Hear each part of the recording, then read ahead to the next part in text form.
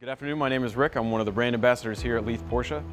It's my pleasure to introduce you the new 2019 Porsche Cayenne, and at the same time do a little comparison between the 2018 Cayenne, so the E2 to the E3 generation. The 2018 is a fantastically styled, very beautiful vehicle, and Porsche did a good job of taking something that was already excellent in design and improved on it further in the 2019. From the front end of the vehicle, you'll notice here at the bottom, this has a steeper rake going up at the front. That's for off-roading purposes. The Porsche Cayenne, the E2 generation, had options up to 21 inches. This is the 19-inch style wheel.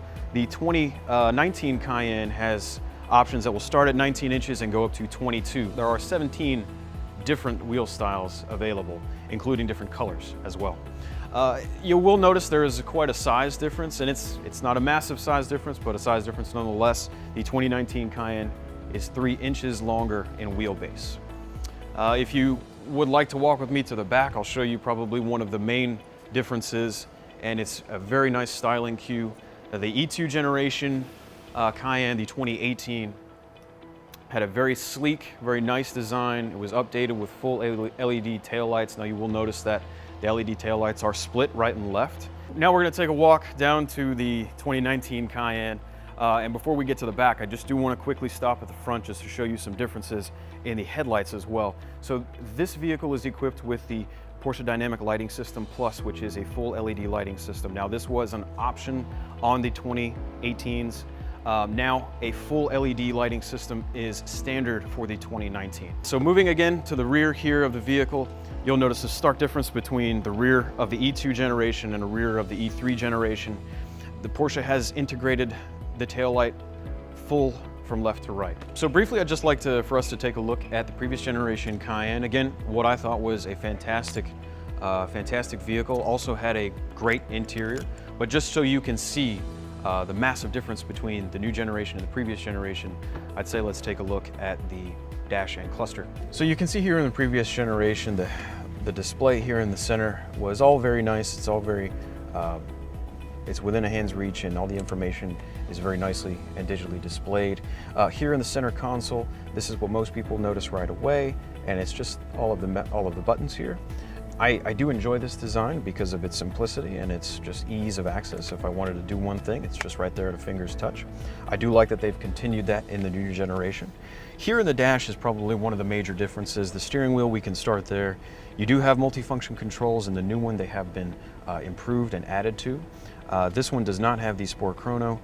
You'll notice that in the new one as well, but if you pay attention to the dash here, you'll notice how all of these dials, with the exception of this one here, are analog. That has been changed, all of that has been changed for the new generation. There is some similarity in the information that will be displayed digitally here, but we'll go ahead and take a look at the differences in the new one right away. So the interior of the new Cayenne has been completely redesigned, and they've made this obviously a lot more modern. I'd like to focus your attention just to start here in the center console. Now, previous generation was known for having quite a few buttons here. You'll notice that all of the functionality remains the same, but this screen is now has a glass-like finish and is haptic touch, has a haptic feedback very similar to our cell phones. So if you're familiar with how that is, you'll enjoy the fact that it's all right here. Very nice, very convenient. So from the driver's perspective, you'll notice that there are quite a few differences from the previous generation Cayenne. You have two digital displays, a right and left digital TFT, instead of the analog displays that were in the previous generation. Now this information here to the right and left is all customizable and can be changed to your preference.